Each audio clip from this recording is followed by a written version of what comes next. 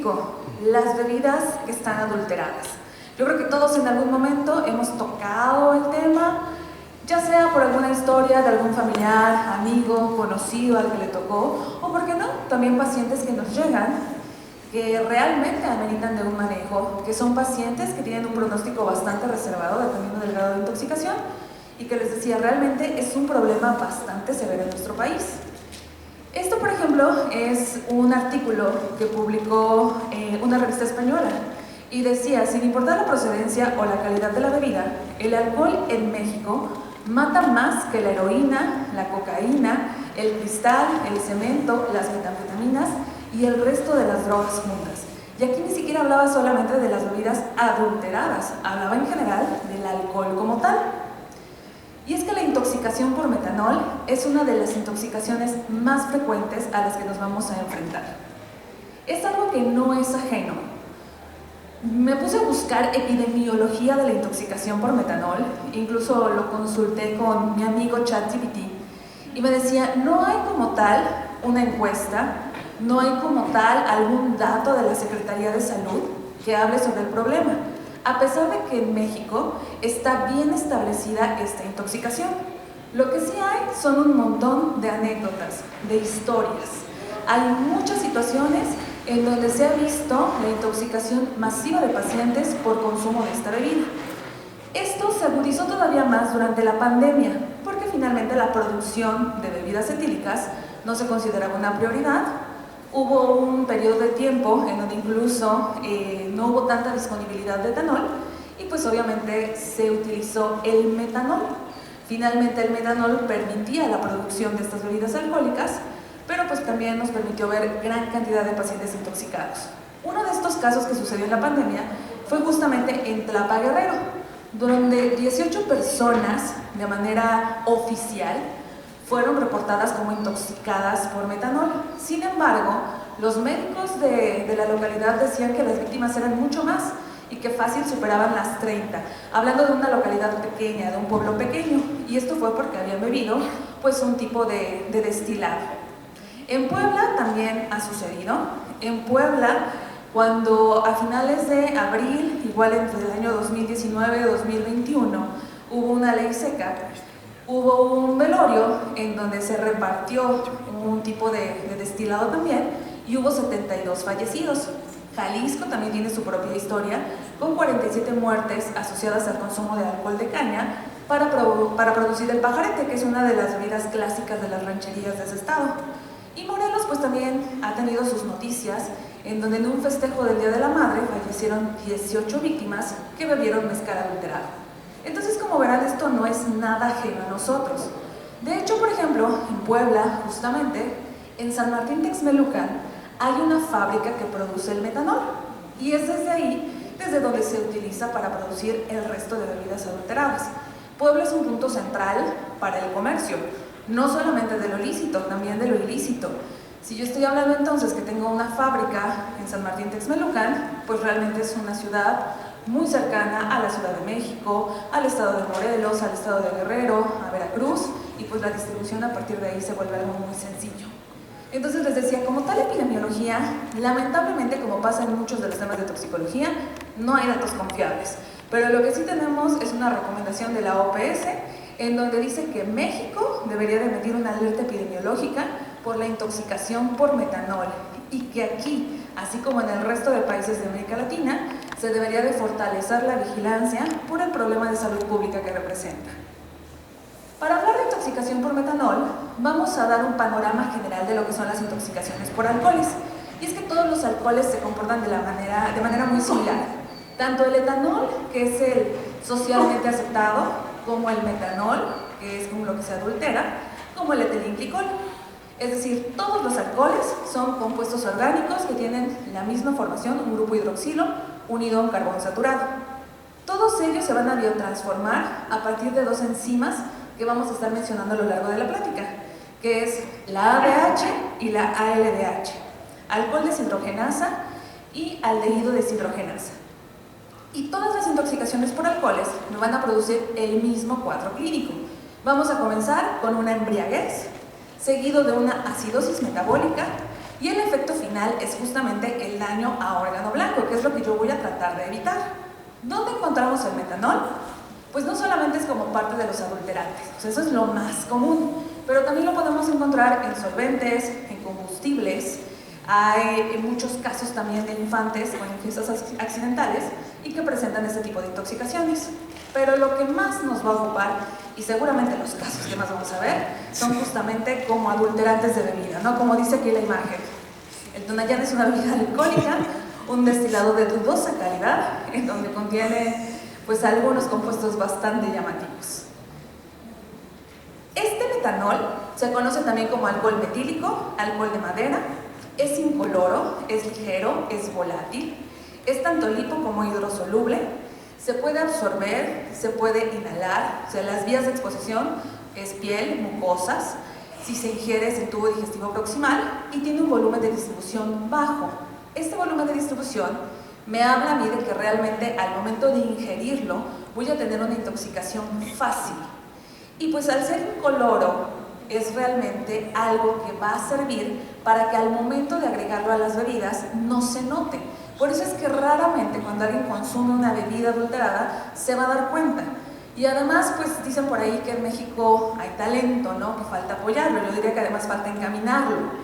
Hay todo un sistema en donde se rescatan botellas que tienen todos los sellos, que tienen todos los logotipos, que tienen incluso el registro y únicamente se rellenan con estas bebidas adulteradas. Se cierran perfectamente y no esperemos que nos las sirvan en lugares de dudosa procedencia. A veces hasta en los restaurantes más caros, más sofisticados, nos pueden llegar a servir estas bebidas. ¿Qué pasa con el metanol? Bueno, una vez que se ingiere, se lleva a cabo una biotransformación que es uniforme y es por la primera enzima que mencionábamos, la ADH. Esto normalmente se da a una velocidad de 10 miligramos por decilitro por hora. Esto es un estándar. La realidad es que la ADH varía de persona a persona, varía incluso entre las etnias. Nosotros tenemos una ADH mucho más rápida, mucho más desarrollada que por ejemplo los orientales. Si lo queremos ver de una manera un poquito más cercana a nosotros los internistas tenemos una ADH un poquito más lenta en comparación a nuestros colegas los quirúrgicos, por ejemplo. Ellos van a metabolizar mucho más rápido el alcohol. Una vez que empieza el metabolismo, vamos a llegar a la formación de un ácido. El ácido es el que va a provocar el daño a órgano blanco. Y en el caso del metanol, este ácido es el ácido fórmico. Este es como el enemigo en la intoxicación. Este ácido no se puede eliminar por vía renal, tiene una prueba de eliminación por vía renal, un poco por aire respirado, pero tiene una vida media bastante larga. Vean cómo se puede encontrar hasta por 54 horas. El alcohol va a actuar en los agonistas de GABA y es un antagonista NMDA. Por lo tanto, esto me explica el primer dato clínico, la embriaguez. Es por eso también que es difícil distinguir, ya llevado a la práctica, este proceso clínico, porque tanto el etanol como el metanol van a iniciar de la misma forma, con una embriaguez. Si acaso lo que a veces llama la atención es que la embriaguez en el caso del metanol pareciera ser un poco más rápida en cuanto a su presentación. Por eso es que muchos pacientes llegan a consultar, llegan a urgencias refiriendo, es que generalmente aguanta. O sea, yo lo he visto beber en los congresos de medicina interna y 4 o 5 copas de vino y como si nada. Y ahorita se tomó una y está perdido. Entonces, algo pasó. Digo, desde ahí comienza como ese grado de sospecha. Posteriormente, cuando ya se forma el metabolito, el ácido, vamos a entrar a la segunda etapa que es la acidosis metabólica. Y nosotros la vamos a identificar fácilmente con la gasometría que le pedimos al paciente al ingreso. Una acidosis metabólica con anion GAP elevado.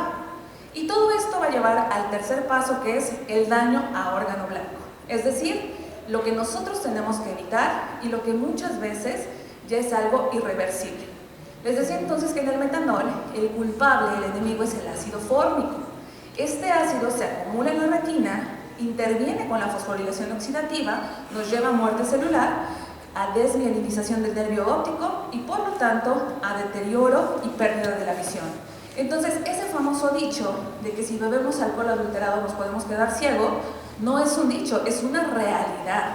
Eso por supuesto que llega a suceder, como le pasa al pobre de Bart, ¿no? Porque siento que me estoy quedando ciego si siempre tomo José Daniels. ¿Cómo va evolucionando el cuadro? La embriaguez se presenta desde la primera hora hasta 12 horas posteriores a la ingesta. Y les decía, esto es muy similar al etanol.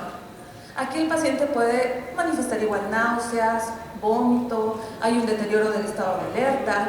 En el caso sobre todo de los niños, por ejemplo, o personas más jóvenes, puede haber hipoglucemia. Y todo esto, la intensidad, la rapidez de la presentación, va a depender de la cantidad, la concentración y la vía de exposición.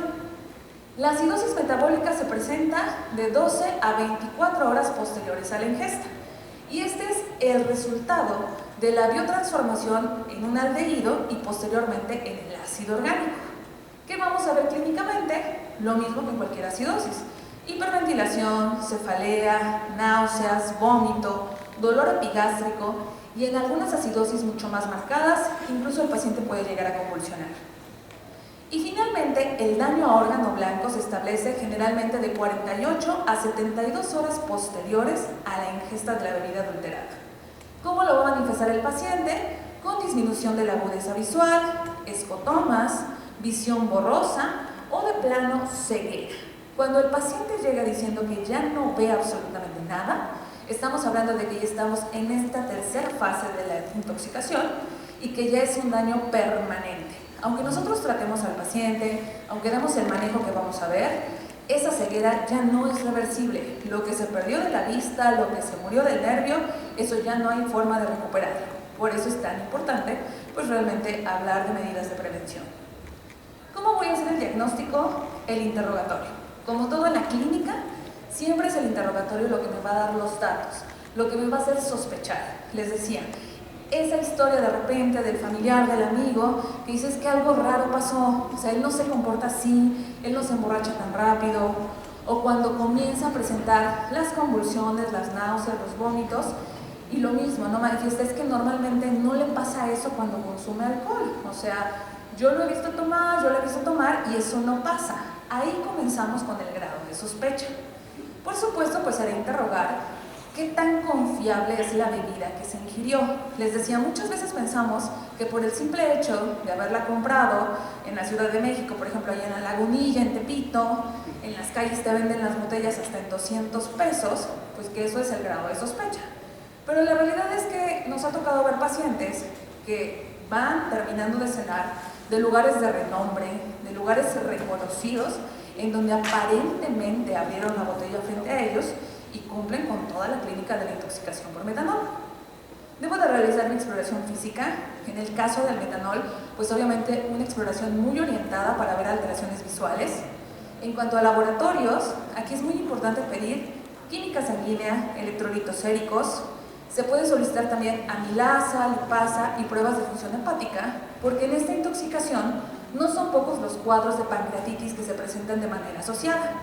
Por supuesto, la gasometría arterial, para poder determinar si ya me encuentro en la segunda fase, que es la de acidosis metabólica. Y en caso de que mi hospital lo tenga, de que a lo mejor estoy trabajando en un hospital privado, estoy en un centro toxicológico donde generalmente se tiene el recurso, pues pedir la concentración sérica de etanol, porque esto me va a ayudar al momento de hacer las cuentas que vamos a ver, a quitar la parte de la concentración sérica que corresponde al etanol, que no es que no sea malo, pero finalmente no es lo que me está generando el daño en este momento, y quedarme con lo que corresponde al metanol.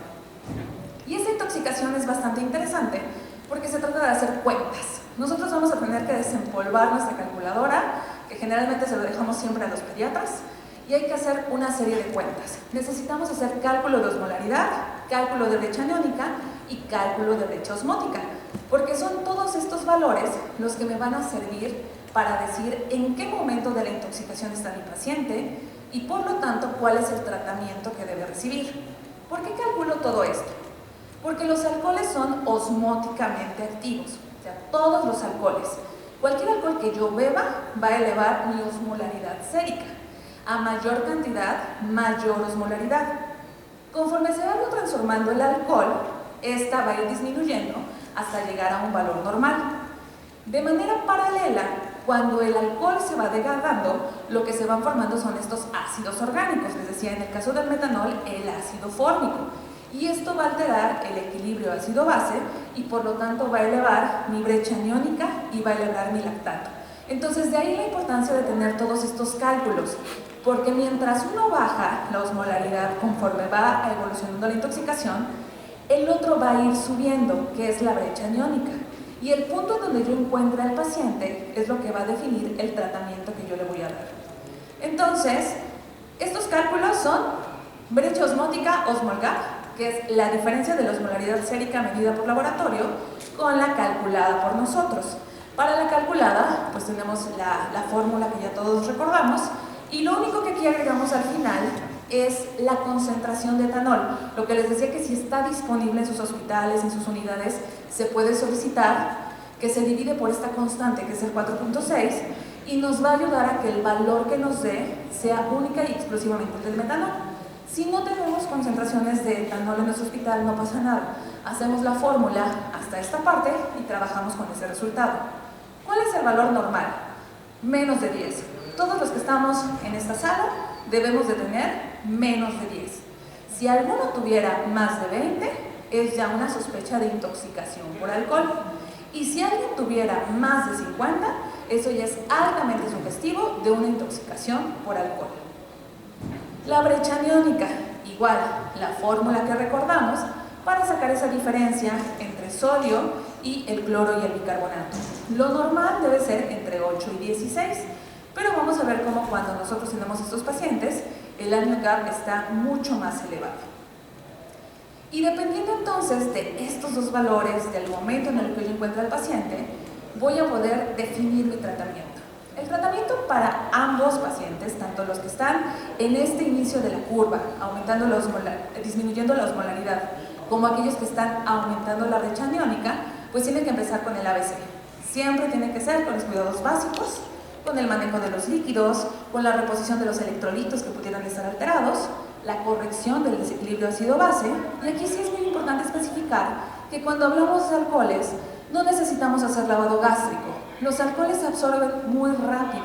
Entonces, realmente para cuando el paciente llega con nosotros, no tiene caso hacer un lavado porque no vamos a encontrar absolutamente nada. Y si además tenemos un deterioro neurológico, al hacerle un lavado gástrico, quizá yo ponga más en riesgo al paciente que el beneficio que estoy buscando darle. Otra cosa que no funciona con los alcoholes es el carbón activado. Y esto pues pareciera una práctica bastante común, incluso no solo cuando hablamos de metanol, sino cuando hablamos de etanol. Los borrachitos, los teporochitos que llegan las noches de viernes, sábado, por ejemplo, y que de repente queremos manejar otra intoxicación, muchas veces se recurre al carbón activado porque pensamos que pues si es un antídoto casi universal que funciona para muchas cosas, pudiera llegar a funcionarme también para el etanol. La realidad es que no sirve absolutamente para nada. Entonces, hablando de técnicas de descontaminación, de eliminación, no hay que utilizarlas aquí. Con los resultados del laboratorio voy a hacer mis cálculos, voy a comenzar a hacer mis cuentas, para entonces dividir a mi paciente en dos momentos para el tratamiento. El primer momento en el cual comienza a degradarse este alcohol y comienza a disminuir la osmolaridad, en donde yo tengo que parar a la ADH, porque si sigue trabajando va a continuar degradando al alcohol y va a seguir produciendo ácidos. O si estoy en la otra mitad de la evolución, en donde ya la osmolaridad está disminuyendo, pero los ácidos siguen aumentando. Y ahí mi principal preocupación va a ser parar esa formación de ácidos. Si estoy en la primera etapa, les decía, en donde la acidosis no es lo más marcado, pero sí la osmolaridad es lo más alto, tengo que parar esa degradación. O sea, es ahí donde mi actuar tiene que iniciar para evitar toda esta evolución de la intoxicación. ¿Cómo lo voy a hacer? Le voy a dar a la ADH algo que le guste más para metabolizar, con lo que sea más afín, y eso es justamente el etanol. A la ADH más que el metanol, le gusta el etanol. Entonces, eso es lo que yo voy a hacer, es como si fuera una distracción. En lugar de que siga metabolizando el metanol que el paciente consumió, le doy etanol. ¿Cómo le voy a dar ese etanol? Bueno, pues el fármaco, el antídoto, se llama Fomepisol. Es este frasco, Antisol es el nombre comercial. Son frascos que ya vienen preparados como tal para pasarse por vía intravenosa. Son administraciones de cada 12 horas. Aquí están las dosis a las que se deben de calcular por kilo de peso. Debo de dar una dosis inicial, debo de dar una dosis de mantenimiento, y si mi paciente ya es en hemodiálisis, pues también incluso me dice la dosis de cómo la debo ajustar. ¿Cuál es el gran pero del Fomepisol? ¿Alguno de ustedes ha visto alguna vez una botella de Fomepisol? Porque es como ver a Los Ángeles. O sea, realmente es muy anecdótico. Es muy caro tener una botella de Fomepisol. Centros toxicológicos grandes, sobre todo centros toxicológicos del extranjero, son quienes los llegan a tener. Aquí nosotros en el país, pues la realidad es que no lo tenemos.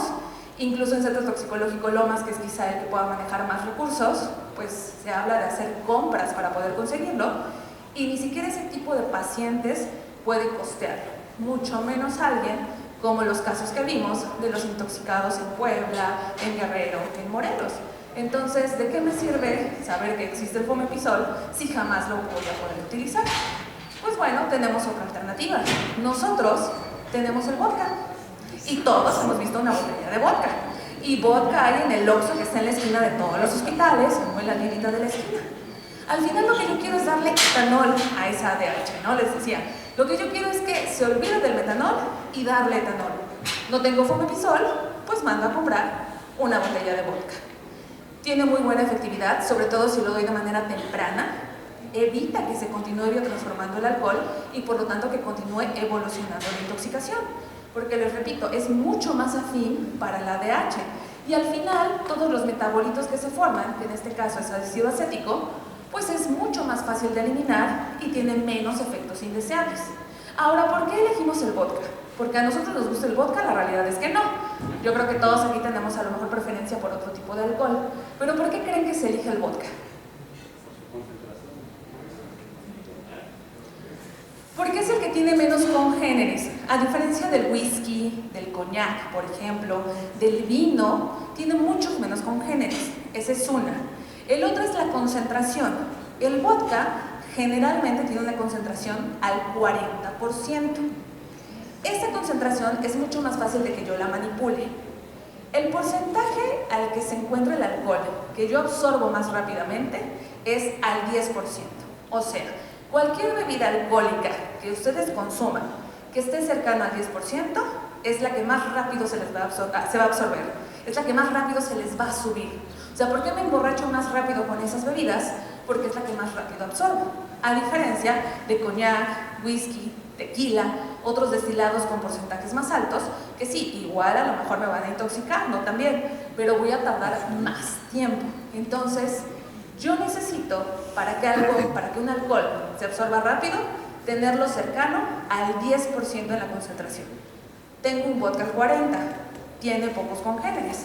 Lo que voy a hacer es llevarlo al 10%. ¿Cómo lo hago?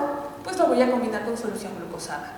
Si yo tengo 700 mililitros de vodka y lo combino con 700 mililitros de la solución glucosada, ya lo llevé a la mitad, ya no está al 40%, ya está al 20%. Pero si mi relación es 1 a 2, 700 mililitros de vodka por 1400 mililitros de solución glucosada, entonces ahora sí ya lo tengo al 10%. Entonces esa es la preparación que yo voy a hacer. Voy a pedirle al familiar que vaya, que compre una botella de vodka, y la realidad es que aquí sí la recomendación siempre es frente a él hacer la preparación, porque nunca falta el caso en el que se preste a malas interpretaciones del doctor, la doctora me está pidiendo una botella para que atienda a mi paciente, ¿no? Si así fuera no le pediríamos de vodka, y menos oso negro, entonces no va por ahí. Entonces, frente al paciente, hacer la combinación, y esto es lo que yo le voy a dar al paciente. Se lo voy a dar por vía oral, ¿ok? El Fomepisol sí es intravenoso, pero este es por vía oral. Si el paciente está consciente, o sea, responde, el estado neurológico no está tan alterado, se lo puedo dar y que se lo tome. Si por el contrario tiene deterioro, a lo mejor lo tuve que intubar por las condiciones en que llegó, bueno, entonces coloco una sonda nasogástrica y a través de esa sonda yo comienzo a pasar esta preparación.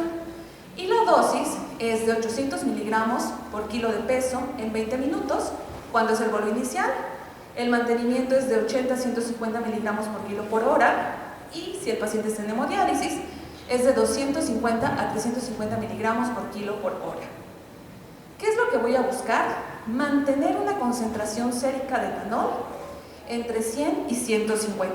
Y volvemos a lo mismo. Si en mi hospital tengo la posibilidad de hacer determinaciones séricas de etanol, pues bueno, yo cada hora puedo estar pidiendo esa determinación, ver que no me exceda de ese rango, porque tampoco se trata de sacarlo de una intoxicación para meterlo a otra, y continuar mi tratamiento sin mayor problema. Si no lo puedo hacer, si no tengo esa concentración sérica, pues me voy a guiar por la clínica, si mi paciente está despierto. ¿Cómo sé que alguien tiene entre 100 y 150 miligramos de etanol en sangre? ¿Cómo está alguien que se ha tomado entre 4 y 5 cervezas? Que es más o menos la concentración a la que vamos a tener este paciente. Pues como tranquilo, ¿no? Buena onda, alegre, platicador, alivianado. Entonces, más o menos así es como yo voy a estar monitorizando a mi paciente. Ahora, aquí vienen las cuentas, por eso esta intoxicación de repente nos cuesta, porque hay que hacer muchas cuentas.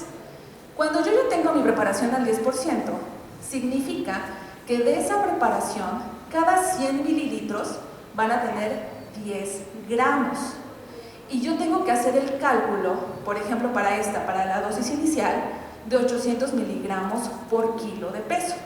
Aquí está el ejercicio. Supongamos que yo tengo a este paciente. Pesa 80 kilos. Significa que para dosis inicial voy a multiplicar 800 miligramos por 80 kilos, que son los 64.000 miligramos, o sea, 64 gramos. Y ahora sí, ya solo hago mi regla de 3. Si 10 gramos van a estar en 100 mililitros, 64 gramos, ¿en cuántos mililitros van a estar? Y ahí está, 640 mililitros. Entonces, eso es la dosis inicial para este paciente, ¿ok? Y lo mismo si yo quiero hacer el cálculo para mantenimiento o si yo quiero hacer el cálculo para el paciente de hemodiálisis. ¿Todo muy claro hasta aquí con las cuentas? Perfecto. Si yo, por el contrario, cuando estoy haciendo los estudios de mi paciente, ya lo que predomina es la acidosis, entonces yo estoy en la segunda parte de la intoxicación. Ya se degradó el alcohol, o sea, a lo mejor continúa todavía la ADH, pero el daño ya está hecho, ya tengo el ácido fórmico limpio. Ya va a pasar a la tercera, que es el daño a órgano blanco. Entonces tengo que deshacerme de esos ácidos. Y no hay forma de deshacerse de esos ácidos que no sea con hemodiálisis. La única forma de corregir la acidosis metabólica en un paciente intoxicado por metanol es hemodiálisis temprana.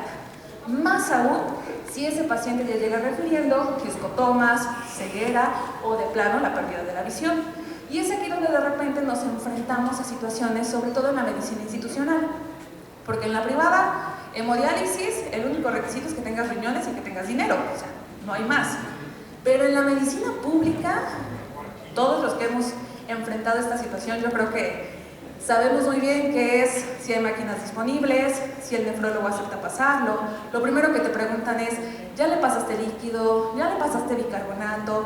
¿Cuánto le pasaste? ¿Cuánto falta? En intoxicación por metanol es inmediato.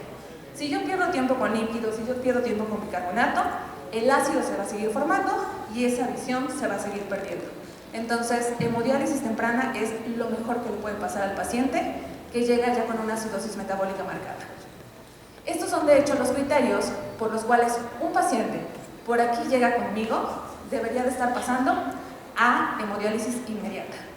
Acidosis metabólica severa, con un pH de menos de 7.1, un exceso de base de más de 15 o una NeoGAP de más de 30, o la incapacidad para que yo mantenga un pH superior a 7.3 a pesar de ya estar utilizando soluciones, a pesar de ya estar utilizando bicarbonato. Criterios como tal en la intoxicación por metanol, bueno, si lo tuviera disponible, el paciente que cuando llega ya tiene una concentración sérica por arriba de 50. La realidad es que eso no existe en nuestro país, entonces lo mencionan los libros de tóxico, pero eso es imposible que nosotros lo solicitemos. La presencia de ácido fórmico en sangre, ¿cómo me voy a dar cuenta de eso? Pues a través de la clínica. El paciente que ya llega con alteraciones visuales y, francamente, alteraciones visuales descritas por el paciente también es la condición para que el paciente se vaya directo a hemodiálisis. Por lo tanto, entonces, el tratamiento, para hacerlo un poquito más claro, pues un poquito más gráfico, sería de esta forma. Este es el tiempo desde la exposición. Al inicio de la intoxicación, vean cómo lo elevado es la osmolaridad y cómo conforme va avanzando el tiempo, esta va normalizándose. Y por el contrario, al inicio de la intoxicación, la acidosis no está marcada, pero conforme pasa el tiempo, esto es lo que se va elevando. Entonces, si yo trazara una línea aquí, si yo encuentro al paciente en estas condiciones, brecha osmótica más alta que la brecha aniónica, el tratamiento es inhibición de ADH, o sea, fomepizol, vodka. Pero si yo encuentro al paciente en ese otro extremo, brecha osmótica baja, pero con brecha aniónica alta, el tratamiento primordial va a ser hemodiálisis. ¿Puedo conjuntar ambos tratamientos? Claro, porque a lo mejor encuentro al paciente en este extremo, en el punto medio. Por eso es que también tenemos la dosis para paciente en hemodiálisis, que es más alta, pero por supuesto que es válido utilizarlo. Entonces, además también tenemos los adyuvantes. En esta intoxicación